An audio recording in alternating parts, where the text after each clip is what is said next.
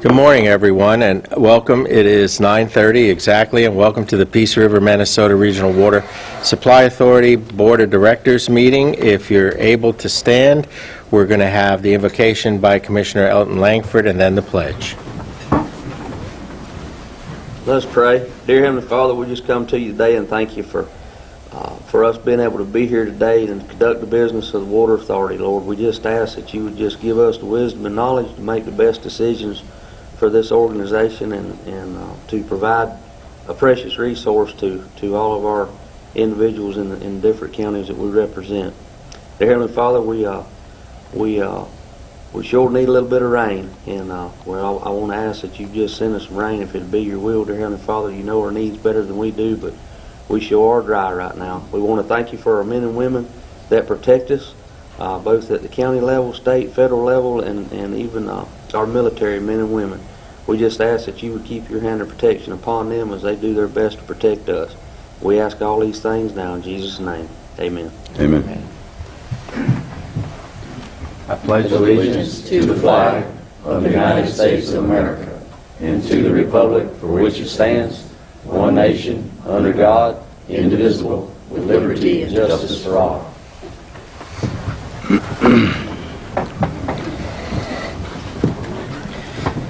We have a big agenda. We also have our workshop following this, so we're going to deviate a little bit. But the first order of business, we have some distinguished, very distinguished folks in the audience. Let's acknowledge them. Representative Michael Grant is here. There you are. Charlotte County Commissioners, two of them, Commissioner Teseo and Commissioner Truex, and Mark Cunningham, Assistant County Administrator for Sarasota County. And we are going to have Hector Flores, Assistant County Administrator, welcome us or give us a hard time or whatever he chooses. Thank you, Commissioner Mayo. I will be very brief. I just want to, on behalf of the Administrator's Office, and I know for our Board too, just want to extend a warm welcome to everybody into our chambers. As Commissioner said, we have a pretty full agenda and also the workshop after in our B106 room, so thanks again for the time and thanks everybody for being here. Thank you. Thank you very much. And also, I did miss one, a favorite of mine, Commissioner McDowell of the City of Northport. Sorry about that. In another 2 or 3 years, I'll have this down pat, okay? Public comments. Do we have any speaker cards? No public comments. Okay. We're going to go down below because we have a resolution and then a presentation. And we're going to go down also for Mr. Representative Grant because he came bearing a piece of cardboard and he wants to discuss that with us. So let's all go on down there.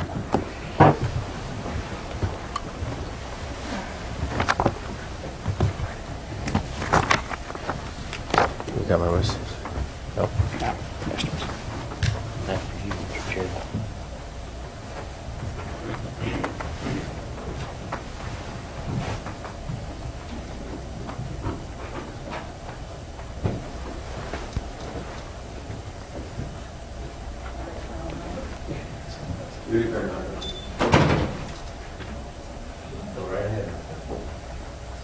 Well, on behalf of the Florida Legislature, House Representatives, Florida Senate, and the Governor, I would like to present the authority with this check for $1 million. This is for your well project that I think going forward will bring savings to our customers, give us a better water supply, and we appreciate it. And on behalf of the legislature, we appreciate all the work and the scientific effort that you put into making this happen. So thank you very much. It is an absolute pleasure to, if we can't give you real rain, at least rain you with $1 million. So thank you very much. Thank you. Anyone have any comments? Thank you so much. You're most welcome.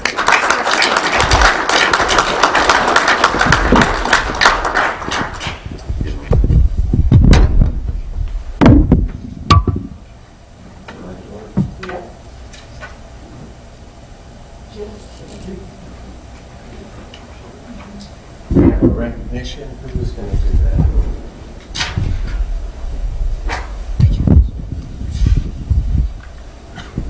You're going to present this? Oh, that's what I was told. This is a recognition of Kevin Morris, Government Engineer of the Year 2018 Award, presented by the Suncoast Branch of the American Society of Civil Engineers. So I am actually doing it. Oh, all right. Let me give you the award to give to me. Hold it, please. Well, I have no free hands. Just give me a hug, and that'll work just fine. We're taking our picture. Thank you, Kevin. Yeah, thank you so much. Thank you.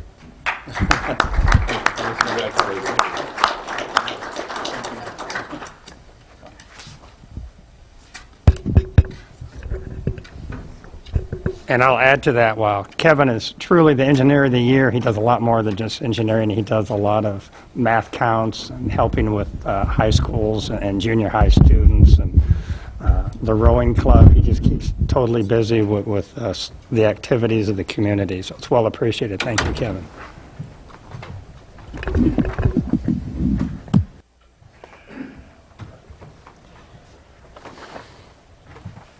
And if I recall, Kevin, you and I were at a dinner over the last 2 years, the ACE Awards, and that's not a Hollywood thing. That's architecture, construction, and engineers. It's a special program to encourage high school students to get into those 3 fields, which we need very, very dearly.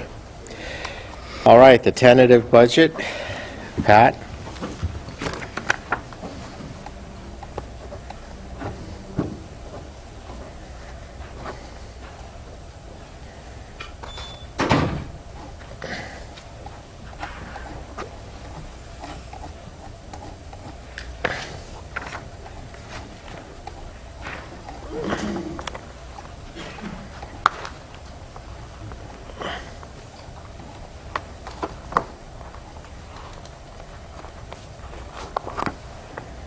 Good morning, Mr. Chairman, members of the board. It's my pleasure today to present to you the tentative budget for FY19, 2019. As always, we present this before the May board. Before May, you have 4 months to chew on it. It's kind of akin to the trim notices that the counties do, so everybody knows what's in mind for the budget prior to the budget hearing, which will be held in your board meeting in late July. Certainly, our budget is in tune with our mission of the authority that this board approved a year ago, along with the vision of the authority. You can see here the schedule we presented to you in February. At board meeting, the budget process that would be followed along with the schedule. We've had staff meetings with your staffs. We're here today, April 4th, to adopt a tentative budget.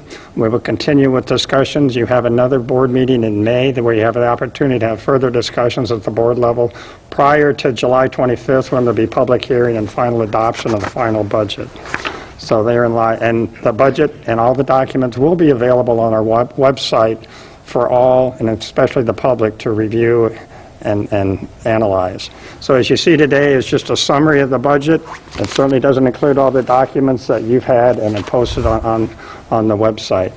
Certainly our documents, we go by the interlocal agreement, the master water supply contract.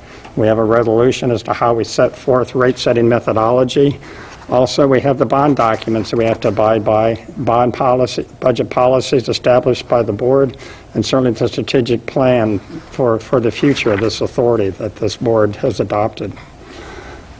Certainly obligations for the budget is to make sure we meet our obligation of 32.7 million gallons per day that are contractually obligated to our customers.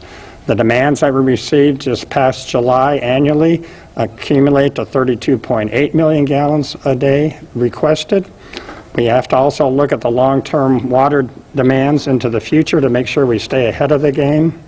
We need efficient and effective operations, and certainly continue the investment in infrastructure so that we can maintain a reliable and safe water supply. All that while maintaining financial stability and certainly our bond ratings into the future, which we are now AA across the board. Maintaining reasonable water rates, not only for the next fiscal year, but looking in the short term and the long term as to where we're going to be into the future. Looking at the budget analysis, you'll see that the rates increase for the base rate is in tune with the water demand increase of approximately 1.5% to 2%. Staffing-wise, we did personal compensation increase budgeted right now at 4%. We'll certainly stay in tune with our member governments as to how that projects out with our members. Health insurance increase, we do health insurance coverage through Charlotte County. We've been told it would be a 5% increase by Charlotte County. That would be passed on to the authority. We have one new staff position budgeted, which would be an increase from 48 to 49 full-time employees. That need is into the land management and environmental monitoring position within the authority.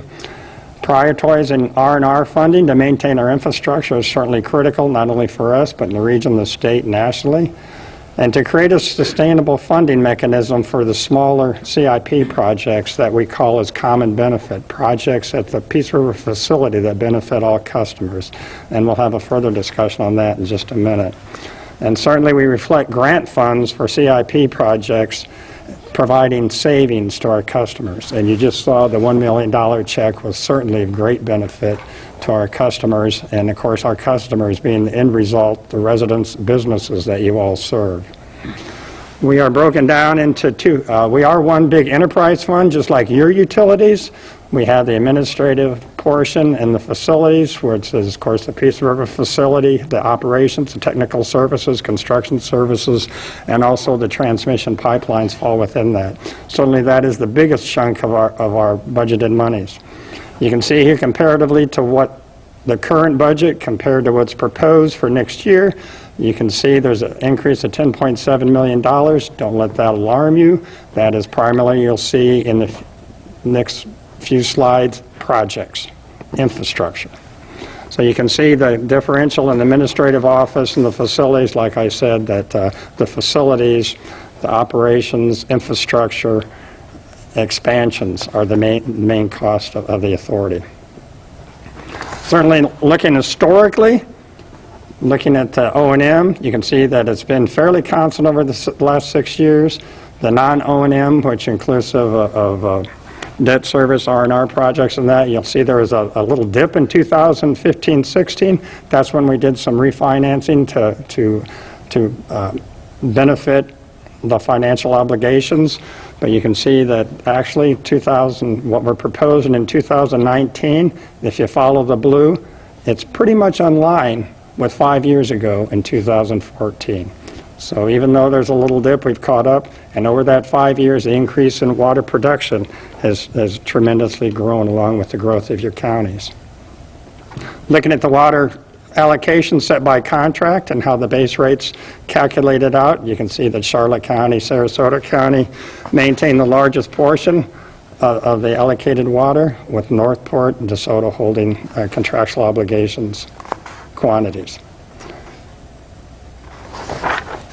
Where do we expect to expend the 2019 monies? O&M costs, over $19.5 million.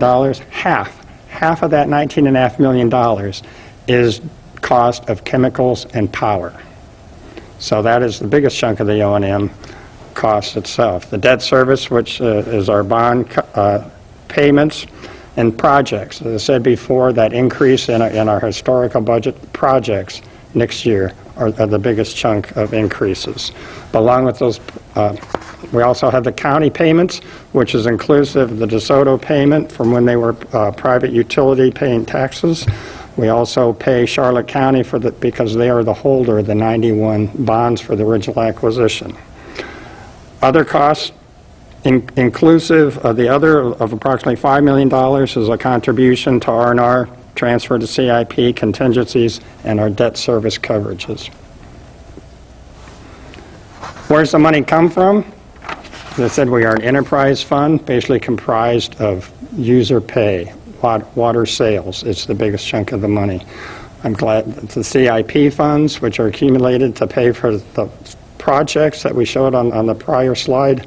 And I'm glad to say the purple portion, the grants, $11.5 million, tremendous compared to the last couple of years. And that's all tied to the projects. Other revenues inclusive includes the member fees, the planning assessments, and also we have the federal subsidy from the 2010 Build America bond. So that's inclusive of that. The reserve funds are programmed reserves, basically R&R reserve funds that are being brought forward to help pay for projects. And the money's brought forward. The money's on our account that will anticipated to be unspent this year that we can carry over to the next year. And we do have policies that we do need to maintain a certain amount in that account. So. How do we bill our customers?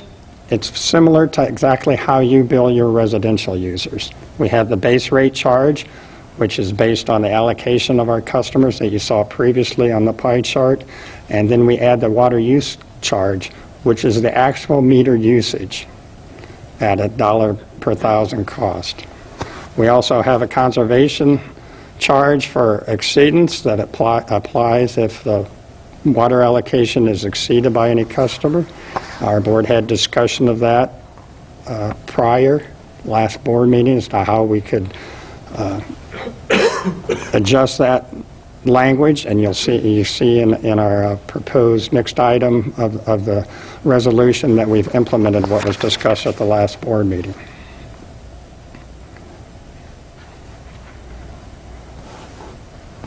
So our base rate charge components, we have debt service is primarily the difference in charges to our customers.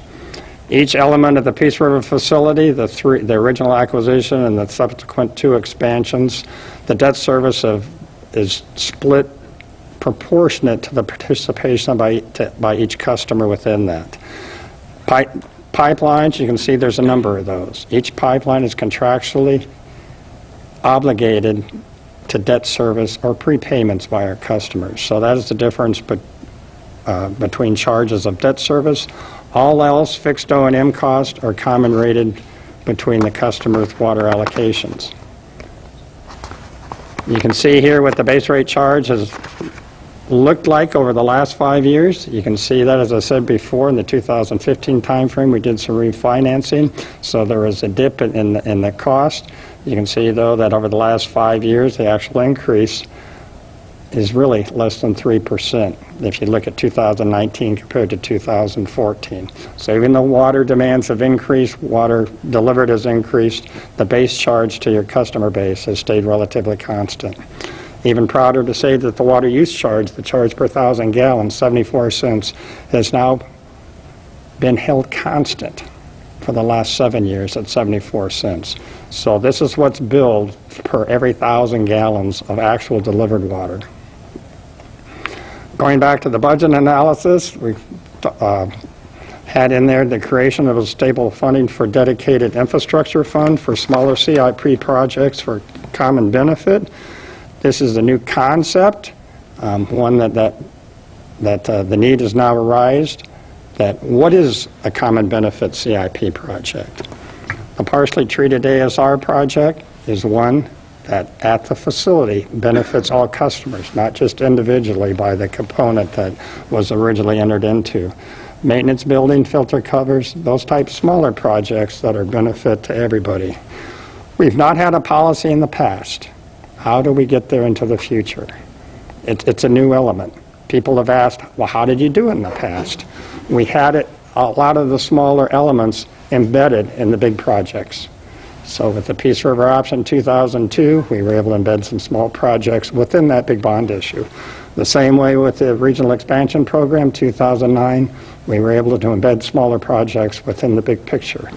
In 2014, we did the rebuild of the 1991. We were able to incorporate some of the smaller projects into that big picture.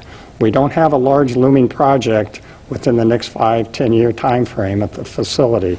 So now we need to address how are we going to keep technically current to maintain a reliable water supply. So what we've discussed and proposed in here for board consideration was to create a sustainable $500,000 annual funding for the common benefit CIP projects. $500,000 would be by a 5 cents assessment on actual water delivery, $500,000 would come from the base charge through the carry-forward monies. These funds would be restricted and require board approval for specific infrastructure. So if you were to look at the 74 cents with a nickel on top as far as the funding assessment, it would basically be a 20-cent increase per month for the typical residential user. You can see here then what the base rate charge increase is by customer. As I said, it's less than the 2%. It's in the 1.5% to 2% range, depending on the customer, individual customers. You can see that the 74 cents would hold as no change from prior year into the future. And if the board so choose to include the assessment for infrastructure, it would be an extra nickel. Looking at the member fees, you can see that Finances Administrative Office in Lakewood Ranch, those costs and applied by members. I did have a question back on that membership fee. As set by board policy, half of the cost is spread equally, 25% between the 4 members. Half of the cost is proportioned by population. So that's how the calculation of those member fees are embedded in the budget. The customer planning assessment is primarily based on population. It's basically what's inclusive in this one is that we're entering into the master plan update, future planning, and that's really what's being embedded in these costs to pay for that, so that all members pay for that, since all members will benefit into the future supplies. So the budget process continues. That the authority staff, we meet with member staffs, members administration, certainly at your option. We hope you have the discussions with your Board of County Commissioners, and we'll be glad to discuss anything with your individual boards, external agencies, inclusive especially SWIFMUD and other partners that we have, and the public. As I said, all this information will be provided on our website for anyone to look at, and there would be a 4 months before we enter into the public hearing and actual adoption of the budget. So with that, it's certainly open for any questions, discussions. Well, thank you, Pat. I have something, but I'll speak last, starting on my left. Commissioner Trace, do you have anything on this budget? No, I'm fine. Commissioner Dougherty? Yes, sir, I do. I've had some discussions with Pat over the last couple of weeks about the new proposed dedicated infrastructure fund. First, I want to thank him and thanks the authority staff for bringing it forward. Quite honestly, I was surprised that we didn't have a reliable revenue stream for small CIP projects over all these years. And the time has really come to address it. My recommendation would be, however, that we take for this year and take the next year to develop specific policy as to what is the smaller CIP projects. We have an excellent list, CIP list now, and capital needs assessment list. All kinds of detail when we need to do things, and that should be married up to a funding source. And with the larger projects, of course, we do have policy. We come in, if it's in Sarasota, Charlotte, the local government does an interlocal and pays 50%, and the rest is from SWIFMUD, or cooperative funding, or the state legislature. So I think we need to set policy as to what are the smaller CIP projects. Define it. I think we should be able to go through that list and get a threshold of what those are. And then also, what's common benefit? Is that stuff just at the plant or whatever? So we talked about this, and I think Pat can confirm it, that we could pull this out this year for the time being, lower it $500,000, and then get to work at our workshops, get this policy established, know what these projects are really going to be, and then adequately fund it. And there may be other options other than the 5 cents per thousand. Our staffs are very creative. They can get their heads together, working with the authority staff and our individual staffs, and I think certainly within a year's time we can get this thing worked out. And then we're moving ahead in a real sensible, professional way. So, Mr. Chairman, I'm ready to make a motion to approve this tentative budget minus the $500,000 that's shown currently on this, for a total of, someone check my arithmetic, $59,634,692. We agree. Can I ask you to hold that motion? I will be happy to. But we'll need it in a moment. Commissioner? No, sir. Well, make your motion, and then your comments were what I was going to pull from the budget, so Very good, sir. make, I'll make a motion. Do we tentatively approve the fiscal year 2019 authority budget for a total of $59,634,692? Second. okay, a motion for approval with the budget amended as described by Commissioner Dougherty, seconded by Commissioner Langford. Anything further, Commissioner Dougherty? No, sir. Mr. Langford? No, sir. All those in favor of the motion signify by saying aye. Aye. Anyone opposed? Chair votes aye. That motion passes 4-0. I wanted to get the motion done, but I would echo Commissioner Dougherty's comments. And my concern always is, this is my 4th year serving here at the pleasure of my commission, and I don't want to get ahead of my commission and/or my staff. I agree with everything Commissioner Dougherty said.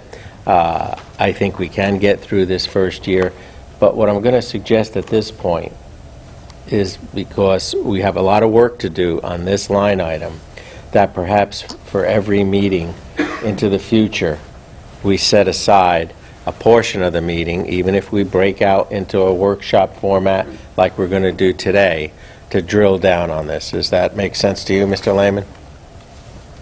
Perfect sense. Thank you. Do I have the board's Absolutely, sir. endorsement Sounds for that? correct. Perfect. Okay, thank you. Anything else on that item? Pat? Not that item, but the next one for the resolution. Yes. If you'll turn to page, the appendix, page A2, we would amend that page to delete the 5-cent assessment. So the motion would read with the deletion on page A2 of the 5-cent assessment. Take a motion? Move approval of the resolution with the changes to the resolution associated with the reduction in the tentative budget. I believe page A1 and A2 both have references to the dedicated infrastructure fund. That's my motion, sir. Do we have a second? Yes, sir. Okay, motion by Commissioner Dougherty, seconded by Commissioner Langford. Any further discussion? All those in favor signify by saying aye. Aye. Is anyone opposed? Chair votes aye. That motion also moves through at a 4-0 in the affirmative. We are on the consent agenda. Are there any commissioners that have any items they wish to pull from the consent agenda? Commissioner Dougherty. Items 7 and 10, please. 7 and 10. More for clarification. Any other items to be pulled? If seeing none, we'll entertain a motion for the balance on the consent agenda. So moved, Mr. Chairman. Second. Motion by Commissioner Langford, seconded by Commissioner Dougherty for the consent agenda, not including items 7 and 10. All those in favor signify by saying aye. Aye. Is anyone opposed? Chair votes aye. That motion moves forward 4-0 in the affirmative. Commissioner Dougherty, let's start with number 7. Item 7, sir, is the work order with half-acre construction concerning the operations building first floor. I just wanted to confirm, it looks like there's language in there, it's a not to exceed of $284,091.80. In the proposal from Half Acre, it calls it a GMP, Guaranteed Maximum Price. So kind of what is it? But the GMP lists exclusions. So I just wanted to clarify that we're pretty comfortable that the exclusions are going to be managed or are okay. We don't really have any issues with them. Yes, sir. Sure. Mr. Chair, Richard Anderson of Authority staff. The intent of the contract was a firm price of $184, which included an owner's allowance, which can only be used at Mr. Lehman's discretion. So it is a firm price at the 184. 284, right? I'm sorry, yes, 284, thank you. The exclusions would be managed. We took out some things that can only be done by our staff, such as the SCADA terminals and things like that that we don't want other people to touch. We want to make sure we pull those out ourselves and don't cause any disruptions at the plant, so. The total project is covered. We know how we're handling the entire project. Yes, sir. Anything that was taken out as an exclusion would be done in-house by our staff. Thank you very much. Mr. Chairman, I move approval of item 7. Second. We're on item 7 of the consent agenda, moved by Commissioner Dougherty, seconded by Commissioner Trace. Any further comment? All those in favor signify by saying aye. Aye. Anyone opposed? Chair votes aye. 4-0 yes on number 7. Commissioner Dougherty, item number 10. Well, primarily on item 10, thank you, Mr. Chair. I just wanted to thank everybody, the Swift Mud folks and the authority staff and everybody for entertaining these Charlotte County requests for cooperative funding. We got our heads together and looked at it and said, not yet. We've got 2 out of the 3 that look like we're going to be okay. Phase 4 actually is moving along pretty well now, it looks like, and the Bachman Regional Pumping and Storage Facility looks promising, too, for the next sequence, next cycle. The other one, Phase 2B, I think we've got some discussions to do to figure that one out. So anyways, I just want to primarily thank everybody for your patience with this, and I do move approval of item 10, sir. Second. Okay, moved by Commissioner Dougherty, seconded by Commissioner Langford. I think I heard him first. All those in favor on item number 10 of the consent agenda signify by saying aye. Aye. Anyone opposed? Chair votes aye. And that item number 10 moves forward 4-0 with approval. We are now on the regular agenda, water supply conditions, our staff presentation.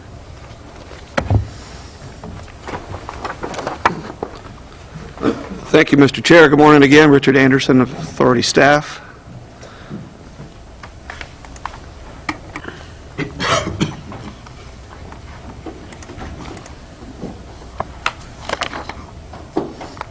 There we go. Item 1, as usual, is the water supply conditions update. This is, despite the lack of rainfall, this is a good news story this morning. I've got some good information here for you. So if you take a look here, this is the time of year as you expect. Rainfall is down. This is the dry time of year. As you can see, average rainfall is in the 2-inch per month range. We are actually below that. If you take a look at the rainfall for February here, we averaged only about an inch. Through the 18th of March, we had only averaged about 3/4 of an inch. We did wind up getting some good rain towards the end of the month, so we're about 1.5 inches in the basin for the month of March. Still about half of what we normally should receive this time of year. Despite that, we still had a good amount of water in the river flowing downstream. As you can see, we're well above, well, not well above, but we're above the red line of what we can actually use to harvest water. For the month of March, we averaged about 160 CFS through the 18th. So that gives us about 13, 14 MGD of water per day to withdraw. As you can see here, as I said, here's the river withdrawals. Going back to December and January, we averaged about 30 MGD, which allowed us to keep the reservoir system full. As it started to dry out, we dropped down in February to about 21.5 MGD, and then through the first part of March, we averaged 13.5 MGD. Still much better than we did last year when we were faced with the 100-year drought, as some called it. We were only able to take about 2 MGD last year for 4 days. This year we averaged water withdrawals for 24 days in March, which is really unprecedented or unexpected, if you would, for this time of year. So here's the good news. Here's the good news part. We still have 6 billion gallons in our surface water system as of today. At the time I put this graph together, we had about 6.4 billion gallons. Since then, we've dropped down and used some of that water, so we're right at 6 billion gallons. If you look back to last year, the end of March, we were under 4 billion gallons. So 2.2 more or less billion gallons more in the system today than we had last year, which equates to about 2 months of supply for us at an average day rate. So really good shape as we move through the dry season. ASR storage, again, as you can see, we're in storage mode. We have not had to use any of our ASR water this year. Last year, as you recall, we ended up taking out about 1.5 billion gallons out of the ASR to augment the surface water because we were using quite a bit of water from the storage system. This year, we've been able to maintain storage, have not had to take any water out, and we don't expect to have to take any water out until at least May, when we will use it for probably just for testing, running the equipment, sampling, just routine monitoring of the system. So we're in very good shape as far as the supply system this year, despite the lack of rainfall. Here's a snapshot picture of where we are. This is, again, as of March 18th, 6.5 in the storage system on the surface water side, and almost 7 billion gallons in the ASR system. A total of 13.4 billion in storage. So, again, looking really well. Now we switch over to the production side. This is for the month of February.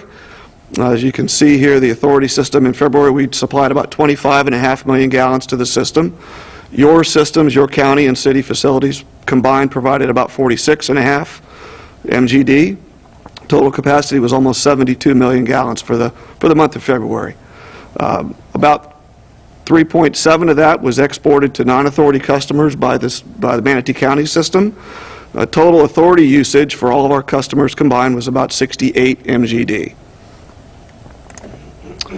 Now, as I go through the county by county and customer by customer allocations, as you can see for February, Charlotte County took almost 11 million gallons in February, and they self-supplied about 500,000 from their burnt store facility, total of 11.5 MGD. This month I wanted to show that same information graphically, just kind of give you a picture of where your water supplies are coming from. In Charlotte County's example, you can see about 95% of your water comes from the authority, 5% comes from your burnt store facility, which is not connected to the regional system, as you know. For DeSoto County, about 2/3 of your water comes from the authority, and 1/3 comes from your facilities at the correctional facility. For month of February, about 0.5 MGD from the authority, about 300,000 a day from your DCI facility. Total usage was about 800,000 gallons a day. For Manatee County self-supplied about 32.3 MGD to your customers within your service area. You exported about 4.5 MGD to Sarasota County, and then again 3.7 to your consecutive customers of Palmetto, Bradenton, and Longboat Key. So total production from your facility at the Lake Manatee facility was about 40.5 MGD. Now your makeup, again, about 80% of your water from your facility goes to your customers within your service area. Another 10%, 11% goes to Sarasota County, and about 9% goes to your consecutive customers on the coast. Sarasota County, for the month of February, took 13 MGD from the authority, imported 4.3 from mainly Manatee County and a little bit from the city of Northport, and you self-supplied 3.3 MGD from your facilities. Total usage was about 20.6 MGD. Again, your usage is about 2/3 of your water comes from the authority. You self-supply about 7%, about 12%, and you import about 12% of your water. So, and finally, the city of Northport. Northport imported about 1 MGD from the authority, self-supplied 1.8 from your facilities, and again, you exchanged about 150,000 gallons a day with the city of Sarasota for a total usage of almost 3 MGD. Again, about 2/3 of the water is being supplied by the city, and then 1/3 from the authority. And this is just for the month of February, but that's pretty consistent with what they do on a month-to-month basis. This graphic shows the regional demand going back to 2011. As you can see, we have steady growth of about 1.5% to 2% over that period of time. 2017, the drought year, we see the demands were a little bit up compared to the current 12-month running average, we're about 70.7. So, but overall, the trend is moving up about 2% per year. And finally, this is the utilization, what we have available and not being consumed by the customers. 105 MGD available. For the month of February, we used almost 72 MGD. That left 32, almost 33 MGD available, or about 68, 69% utilization. And that's pretty good for the dry time. So we have a good amount of supply available to meet our demands into the future. So with that, I'd be happy to answer any questions. Any questions? Okay, well, thank you very much. Great, thank you. And it's something that I always report back to my commission. We're still only using, it always settles in at about just under 70% of our capacity. So thank you for that. Thank you. General Counsel's, no, I'm sorry, legislative session wrap-up. You're patiently sitting there, and then I was going to skip right by you.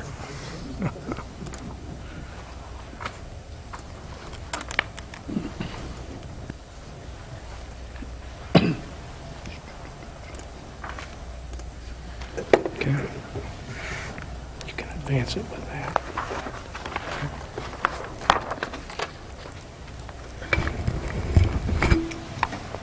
Good morning, Mr. Chairman, board members. Congratulations to you. We had an outstanding session this year. Let me advance this. There we go. My name is Diane Sauls. I am your governmental affairs consultant, lobbyist, whatever you wish to call me. I am here today to give you a legislative recap. And first and foremost, I want to recap for you that the legislature passed an $88.7 billion budget, of which a mere $30 million were comprised of water projects, of which $1 million was included for the authority's partially treated ASR project.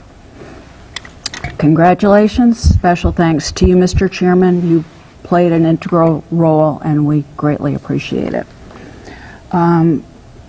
At this moment now, these statistics are changing, but there were roughly 3,100 bills filed in both chambers. Only 200 bills passed.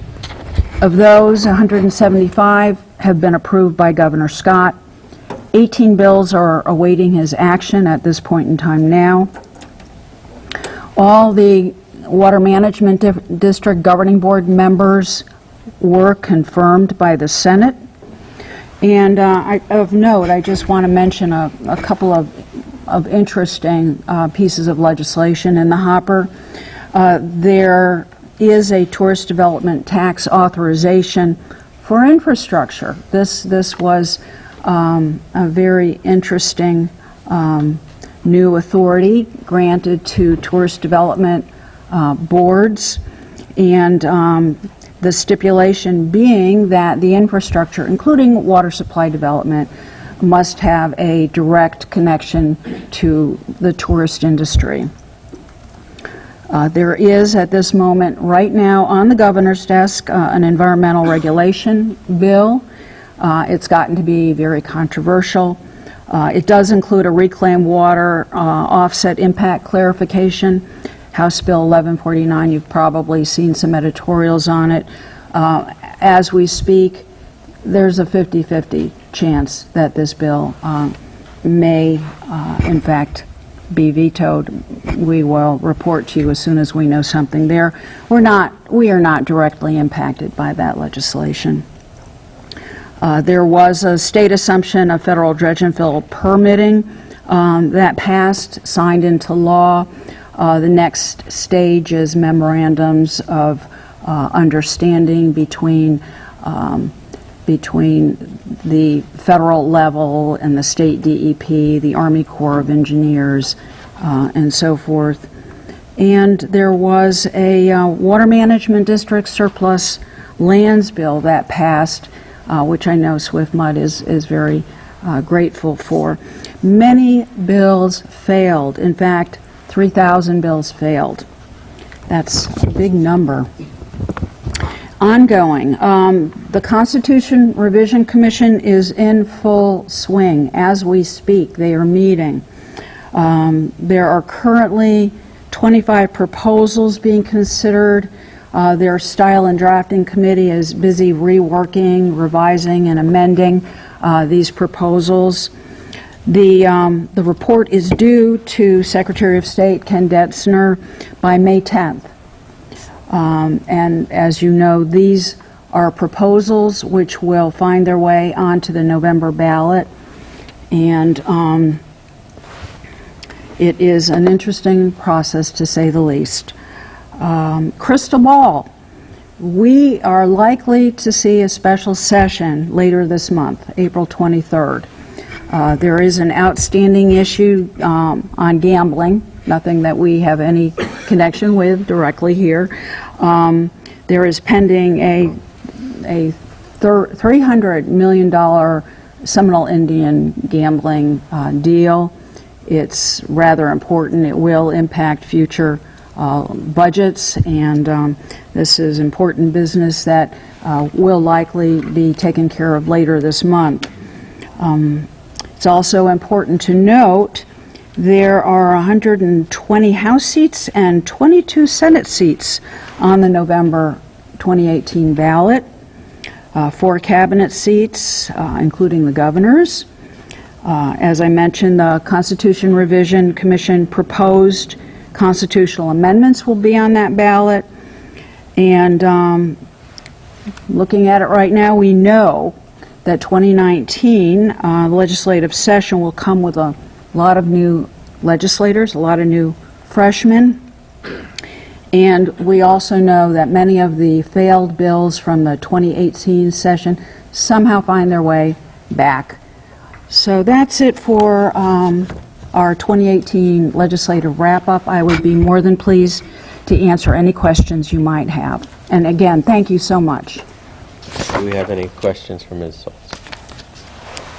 I would just add that during a very intense time up there, you always found time, and I apologize every time you called me or emailed me. I followed up with another 2 or 3 questions, which always were promptly answered. So thank you for your help and on getting us that money.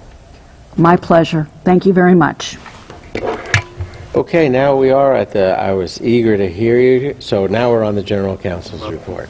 I have nothing today, Chairman. I figured that was A good report. Executive Director's Report, item number 1, Peace River Facility Water Use Permit Modifications Renewal Update. Yes, Mr. Chairman, I'm going to turn to Mr. Coates to give the first part on the water use permit application.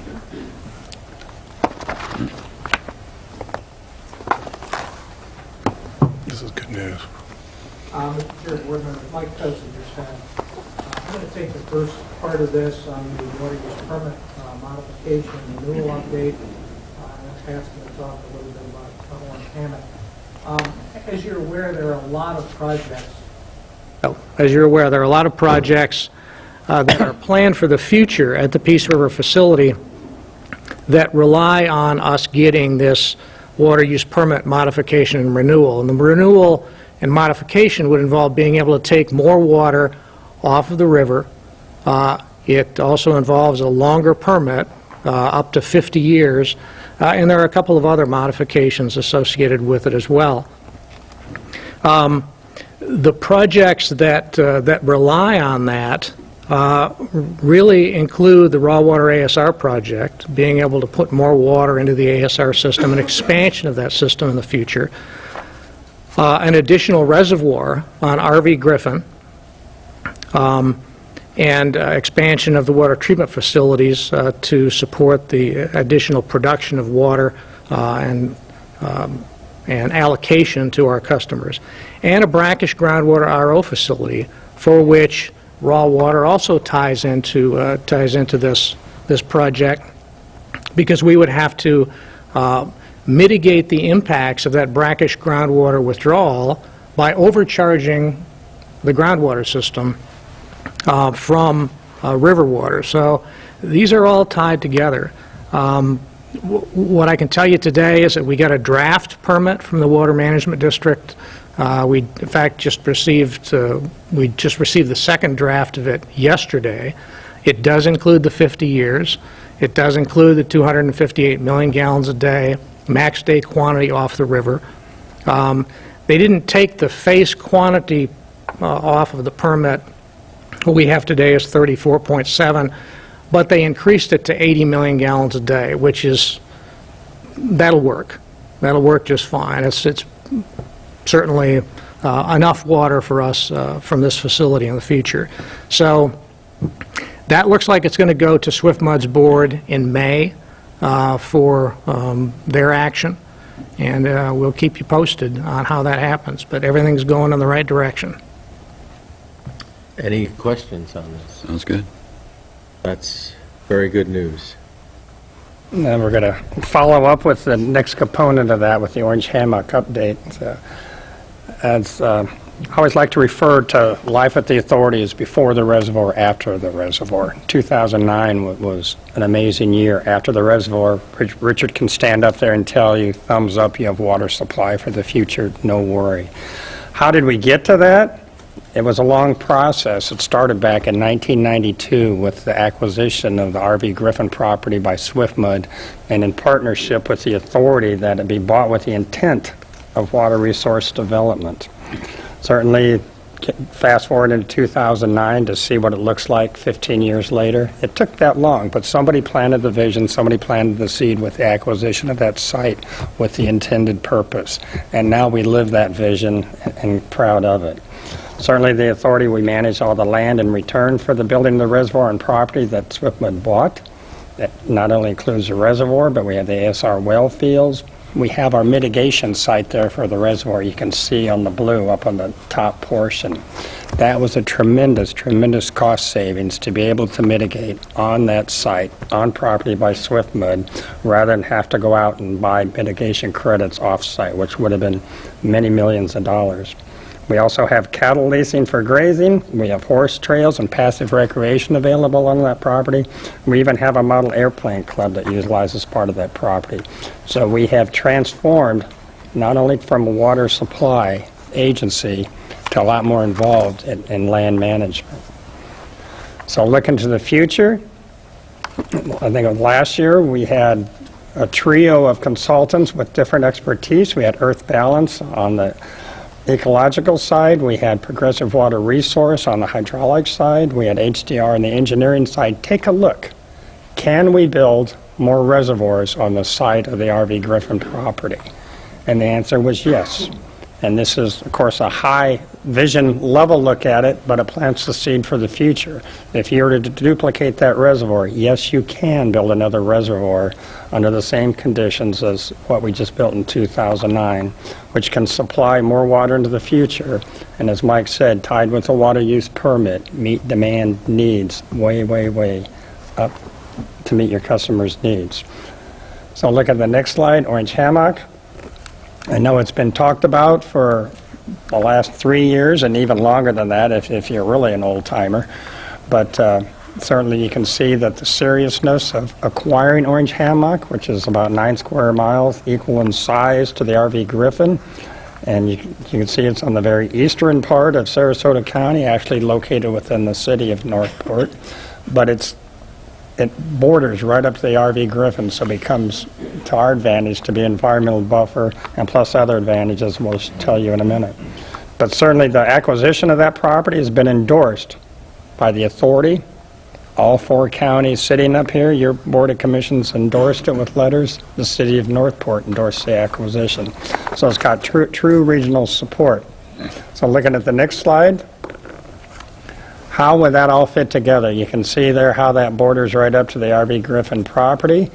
And if you go to the next slide, Mike, you'll see that what he talked about, the water use permit coming out of the river, which if you look at the next slide, would feed to the additional water supply with a reservoir on the R.V. Griffin property. And then going to the next slide, those studies that I said we had done by the consultants shows that the eastern third of the property would provide mitigation area, almost 2,000 acres, that the authority could utilize to mitigate the impacts of the reservoir. And if you go to the next slide, what does that mean? The conceptual restoration plan proposed, Earth Balance proposed it. They've done, on-field studies. We've even had our chairman out on field, so he's seen it firsthand. The ability to block what has been ditched and drained over previous years, which was common in Florida, to drain the properties. Now we would prefer to block some of that. That not only would provide mitigation for the reservoir, it's truly beneficial because the water flow to the south eventually winds up in the city of Northport's water treatment plant. So we'll actually improve the water flow, the water quality that's exiting this property and ultimately making its way to the Nacatchee Creek water treatment plant. I've had the privilege of attending our chairman's discussions with SwiftMud governing board executives and Mr. Manson, and the discussions of how that can be purchased. It's a true partnership of Sarasota County and the district. Our discussions with the district would be if the district were to purchase this property, and tell me if I say something wrong or you need to jump in. I will. That we as the authority would contribute up to $2 million for the right to have easement mitigation of that property. What does that mean to us? It means that if in the future when we build a reservoir, that we would have a mitigation site in hand secured for that purpose. The design installation, approximately a little under $2 million estimated, and then the 5-year where we maintain it and bring it into compliance, approximately $1.7 million. Bottom line, a total price tag of mitigation would be $5.6 million. If we were to go out for a mitigation bank alternative, instead of having the rights to that property, we would be spending in excess of $26 million to secure those rights. So you can certainly see that the benefit is approximately $20 million of savings if we were to plan ahead and get the rights to the mitigation and have that secured so that it fits increased water use permit, increased storage in the RV Griffin, and the ability to mitigate those impacts. So what our discussions would be that you would authorize the chairman to send a letter to SwiftMud committing up to $2 million, and that can be taken from the general operations funds or our funds available for the easement on Orange Hammock Ranch for mitigation if the property is acquired by the district. And the district is continuing the negotiations on that property, and we're confident that it will come to fruition. Those general $2 million right now at the board discretion can be capitalized into the future when we build the reservoir, and those costs recouped by those that participate or any other option that the board would so choose. So, Mr. Chairman, I'll turn it to you to any of your comments. Well, yeah, let me slow this down just momentarily.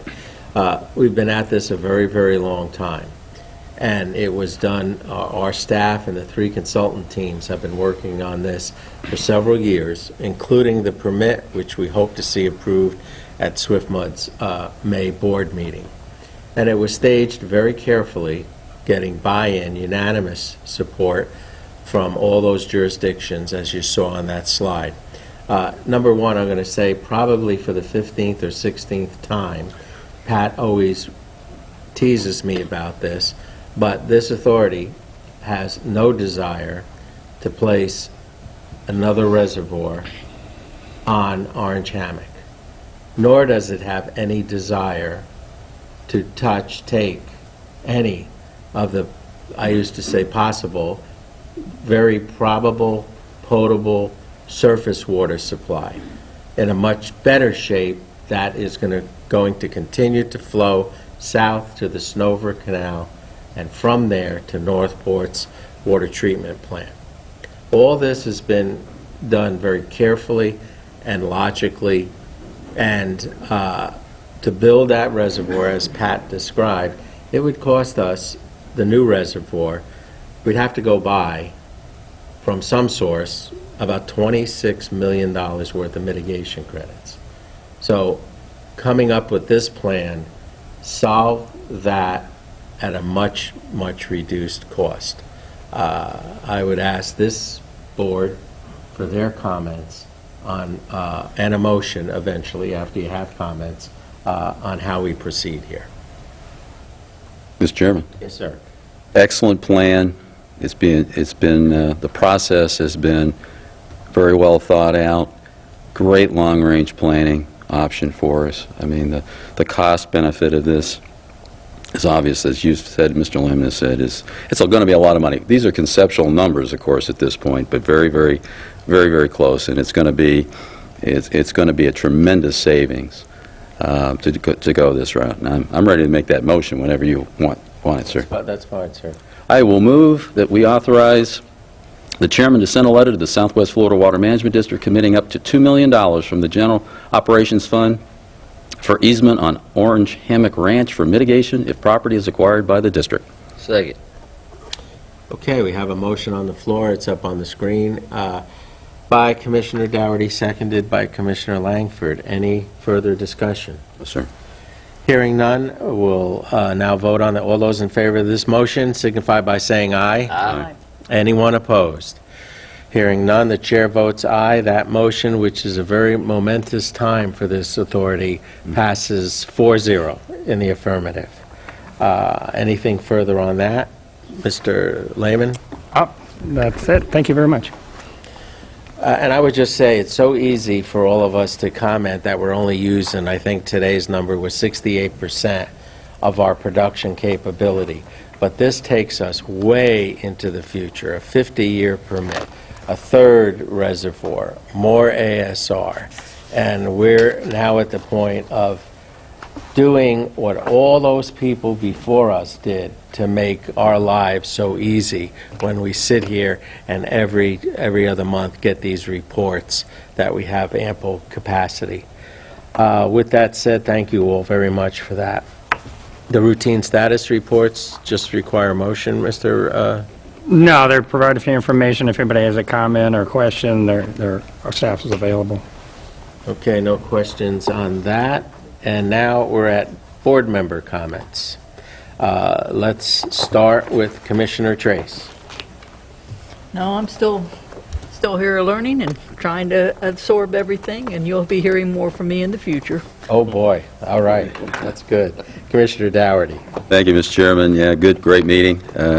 Great things accomplished. I should have mentioned when we were getting ready to vote on the rate resolution, my thanks for the inclusion of Section 2, which is the conservation charge for exceedance. Thank you, Mr. Nance, and Mr. Lehman for getting that in the document. So good job. So that's it, sir. Appreciate it. Okay. Commissioner Langford. Yes, sir, I do. We just looked at the project, and you and Commissioner Daugherty, y'all pretty much summed it up on the Orange Hammock with your comments. But, water is a very precious resource, and a lot of folks, I think, don't really understand how precious it is. I see it in the field on a daily basis, how dry it really is right now, and a lot of people take it for granted because they turn their spigot on and they can water their yard or wash their car or brush their teeth or leave the water running or take a 15-20 minute shower if it takes you that long to wake up in the morning. But it's a very precious resource, and we need to be out front and be trying to make these decisions now before it becomes a problem. And because a lot of times if somebody waits to the last minute, it becomes a knee-jerk reaction, and that's normally when you have complications and troubles and problems. So I applaud this board for moving ahead with that and for always trying to be out front and looking forward. And it also makes me proud to know that I get to serve on this board. But with that said, I'd like to read a proclamation that my fellow board members and I in DeSoto County passed on the 27th of March. And if y'all would oblige me, I'd like to read it. And it says, whereas water is a basic and essential need of every living creature, and whereas the state of Florida The water management districts and DeSoto County are working together to increase awareness about the importance of water conservation.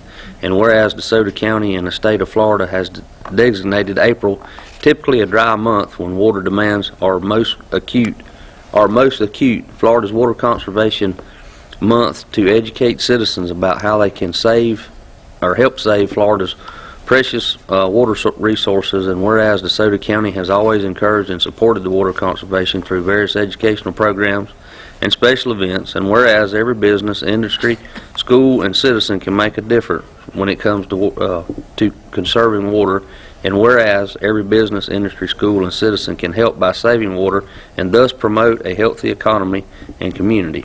And now, therefore, the Board of County Commissioners of DeSoto County, Florida, in regular session, this 27th day of March 2018, hereby proclaim the month of April as Water Conservation Month. DeSoto County, Florida is calling upon each citizen and business to help protect our precious resources by practicing water-saving measures and become more aware of the need to save water. And that's all I have, Mr. Chairman. Okay. Thank you. I'll just add, again, a little overemphasis, but the whole Orange Hammock, this whole 50-year permit would not have happened as seamlessly as it did over the course of 2 or 3 years without, quite frankly, all the commissions back home endorsing every step of this, and also our staff. It seems seamless, it seems quick. I hope it doesn't seem to anyone no big deal, because it's an extremely big deal. But Pat and all of our staff just did a tremendous job. There sure were some bumps in the road, and hopefully we'll hear very soon that everything has come to fruition. So thank you all for that. With that said, I have no public comment cards, and I think we're now moving next door to our workshop format, which may become our regular routine, Pat. Yep. Okay, thank you.